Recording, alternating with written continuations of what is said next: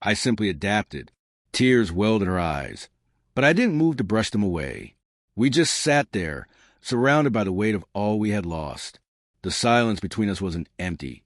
It was crowded with memories, fragments of who we used to be. After that, she made more of an effort. She planned date nights, left little handwritten notes on the fridge.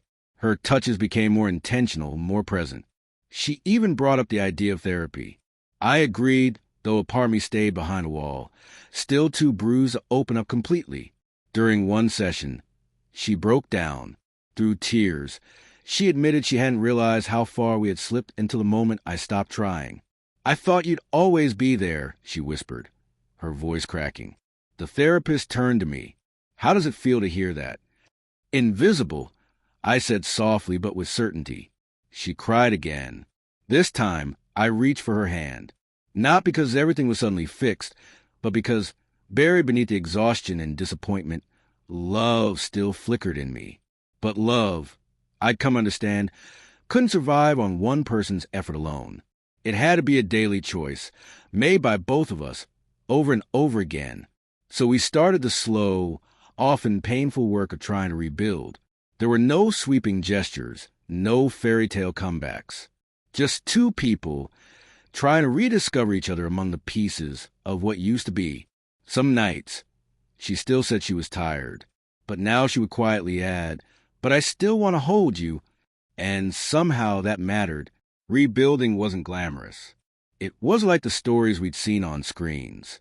It meant uncomfortable talks, drained compromises, and mornings when we barely knew how to start the day. Nights when our touch came more from habit than passion.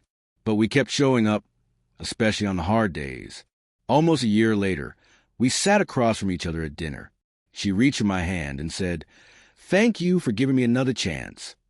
I didn't smile because everything was fixed. I smiled because, for the first time in a long while, her words felt real. "Thank you for noticing before it's too late." I whispered back. There was still healing to do, and there always would be. We had come to realize that love wasn't a destination or a goal. It was a daily commitment, a choice we both had to make again and again. But we weren't worn out the way we once were, not with the kind of tiredness that made us retreat from each other. We were simply weary of the silence, of pretending, of floating so far apart we nearly lost the way back. And out of that exhaustion, something new started to form. It wasn't dramatic or loud, but it was strong. Something quieter than fireworks, but no less powerful. In the beginning, our marriage felt like the first warm day after a bitter season. Comforting, familiar, full of light. We weren't just husband and wife. We were best friends, true partners in every way. Our nights echoed with laughter and deep conversation. And even when disagreements crept in, we always ended up wrapped in each other's arms, skin to skin, heart to heart. There was a natural rhythm between us, something unspoken yet fully felt. It was everything home was supposed to be, but slowly, like fog seeping in unnoticed, something began to shift. It started subtly, a quiet yawn before bed, a soft, "Not tonight, I'm tired." I didn't take offense. Life had worn us both down. Work, bills, and the constant grind of daily responsibilities had a way of draining us. I understood. We were stretched thin, but as the days turned to weeks and then to months, those gentle refusals became routine. "I'm just tired," she'd say, night after night. Still, I kept trying. I tried to bring back the joy, kept the house in order so she wouldn't have to, folded laundry while she rested, gave her space when she needed it. I thought if I picked up more of the load, maybe she'd find her way back to me, to us. But she didn't. When I reached for her hand, she'd slowly pull away. I leaned in for a kiss goodnight, only to feel her turn just enough so my lips brushed her cheek instead. At first, it hurt in ways I couldn't explain. Not a sharp pain, but a quiet ache that settled everywhere. Eventually, I convinced myself it was fine. I trained myself to stop reaching, to stop waiting. It hurt less that way. We still lived under the same roof, still had dinner together, still texted each other reminders and grocery lists. But something had gone quiet between us. A heavy, invisible space neither of us acknowledged. like standing near a window pane, already cracked, too fragile to touch. I remember the first night.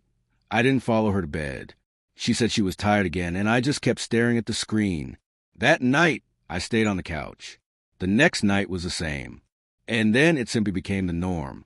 Not because of fight, but because it hurt less than pretending things hadn't changed. I told myself it was temporary, that she'd noticed the emptiness beside her, that she'd miss me, ask why I wasn't there. But she never did. We became polite strangers, trading updates and errands instead of affection. She went to bed early. I stayed behind with the television and the weight in my chest. Then one night, as I was turning off the TV, I looked up and saw her standing in the doorway.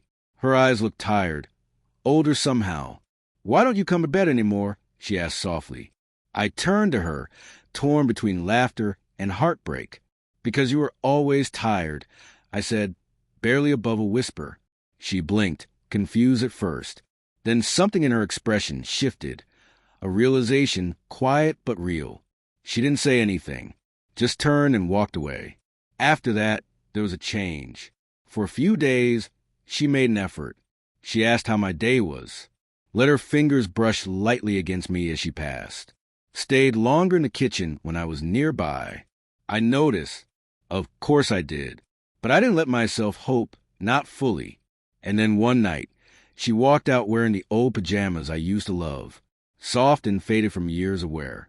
She curled up beside me on the couch, rested her head on my shoulder, and whispered, "I miss us." I turned to her, really looked at her. She was still beautiful, still the same woman I chose. But inside me, something had gone quiet. There was a hollow place where longing used to be, carved out by all the nights I reached for her and found nothing. "I missed us too," I told her, and I meant it for a while. But eventually, the missing faded.